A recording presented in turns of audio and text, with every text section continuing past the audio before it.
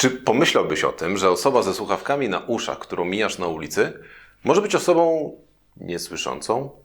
Witajcie w kolejnym odcinku Co wiesz o głuchych. Dziś porozmawiamy o bezpieczeństwie osób głuchych i niedosłyszących. Zacznijmy od słuchawek. O co chodzi? Wyobraź sobie sytuację, której pewnie doświadczyłeś. Idziesz ulicą, ktoś do ciebie podchodzi, prosi o pieniądze na alkohol lub jedzenie. Co robisz? Odpowiadasz i idziesz dalej, prawda?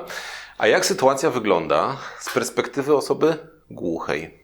Jeżeli nieznajoma osoba podchodzi z naprzeciwka, osoba głucha może w porę zareagować i zasygnalizować, że nie słyszy. Jeżeli przechodzeń zacznie nagabywać, będąc za plecami osoby głuchej, będąc poza zasięgiem jej wzroku, może zrobić się niebezpiecznie. Osoba, która zaczepia głuchego, może pomyśleć, że ten ignoruje go celowo, co może wywołać agresję i chęć siłowego zwrócenia na siebie uwagi, skoro samo mówienie nie wystarczy. Nagłe szarpnięcie czy dotknięcie może przestraszyć i z pewnością nie jest komfortowe. Jeszcze trudniej będzie, gdy trafimy na osobę, która szuka zaczepki, aby wywołać bójkę. Głuchej osoby nie widać na pierwszy rzut oka. Słuchawki to czytelny sygnał. Nie mów do mnie, bo i tak ciebie nie usłyszę. I właśnie dlatego część osób niesłyszących dla własnego bezpieczeństwa nosi słuchawki. Innym sposobem na zwiększenie bezpieczeństwa stosowanym przez niektórych głuchych jest niemiganie ze sobą w okolicy swojego miejsca zamieszkania. Sytuacja ta dotyczy głównie dużych miast. Dlaczego niektórzy głusi nie migają blisko swojego domu? Nie chcą, aby potencjalni przestępcy, złodzieje wiedzieli, gdzie mieszkają. Obawiają się, bo nie usłyszą włamywaczy. Trudniej jest im także wezwać kogoś na pomoc, na przykład zawołać sąsiadów. Z drugiej strony, warto mieć zaufanych sąsiadów, na których można polegać i którym można powiedzieć o swojej głuchocie. Dlaczego? Większość systemów alarmowych informujących na przykład o pożarze, ewakuacji czy innych sytuacjach kryzysowych to sygnały dźwiękowe. Często zanim sprawą zajmą się profesjonalne służby lub zostaną uruchomione systemy alarmowe, sąsiedzi sami siebie wzajemnie informują o krytycznej sytuacji, krzycząc lub uderzając w drzwi. Dobrze mieć bliskich sąsiadów, którzy zadbają o to, by dotrzeć do nas z informacją. Na przykład pomogą w ewakuacji, dając nam znać, co się dzieje. Niektórzy się zastanawiają, a co z kierowcami? Czy głuchy może prowadzić samochód? Czy to jest bezpieczne? Czy głusi kierowcy powinni być jakoś oznakowani? Otóż, odpowiadając na pierwszą część, tak, głuchy może być kierowcą, a od 2018 roku głuchy w Polsce może być kierowcą kategorii C, czyli może prowadzić samochody ciężarowe. A co z pomysłem oznakowania niesłyszącego kierowcy dla jego bezpieczeństwa, aby inni widzieli, że nic nie słyszy? W teorii może się niektórym wydawać to dobrym pomysłem. A w praktyce? Otóż kiedyś już tak próbowano.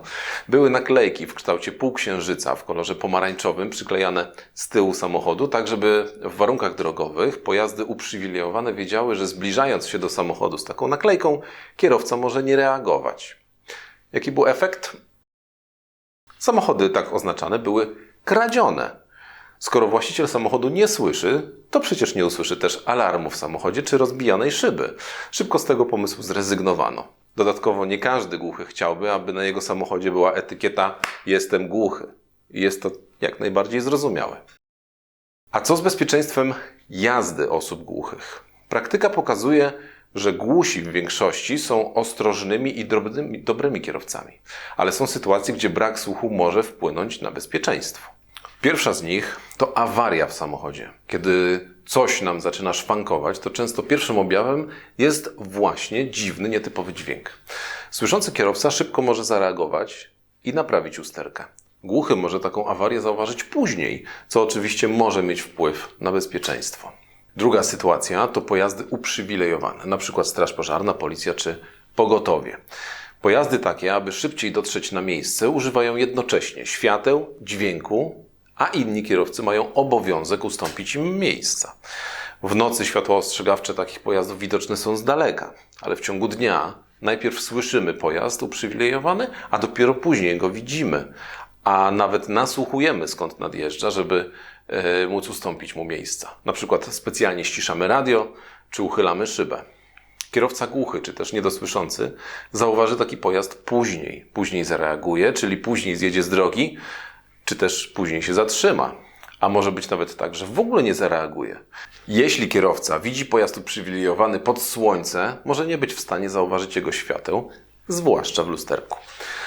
Pomyślmy o tym, zanim zaczniemy wyzywać innego kierowcę od idiotów, trąbić na niego, czy też krzyczeć w jego stronę pytanie: głuchy jesteś?